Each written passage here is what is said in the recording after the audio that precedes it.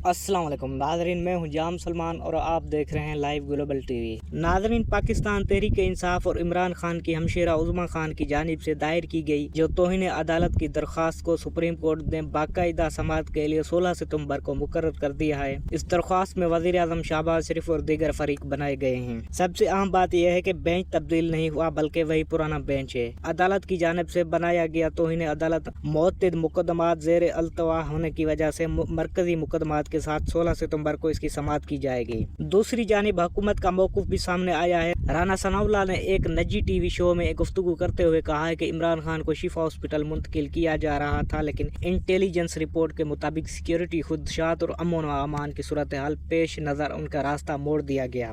हुकूमत ज़राए के मुताबिक ये तमाम हक़ाइक़ सुप्रीम कोर्ट के सामने रखे जाएंगे। ताहम सीनियर सहाफ़ी मुजीबुर रहमान शामी के दावे के मुताबिक मुस्लिम लीग नून के कायद नवाज शरीफ ने इमरान खान को हॉस्पिटल मुंतकिल न करने के फैसले पर नापसंदीदगी का इजहार किया गया है और सुप्रीम कोर्ट के हुक्म पर पुरअमन अमलदार आमद करने की हिदायत की गई है।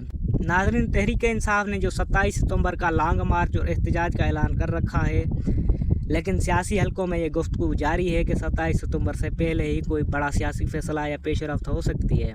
पीटीआई लीडरशिप का कहना है कि एहतजाज की तारीख का मौखर या ख़त्म करने का इख्तियार सिर्फ इमरान खान के पास है। अपोजिशन के मुश्तरका इत्तेहाद के पास है।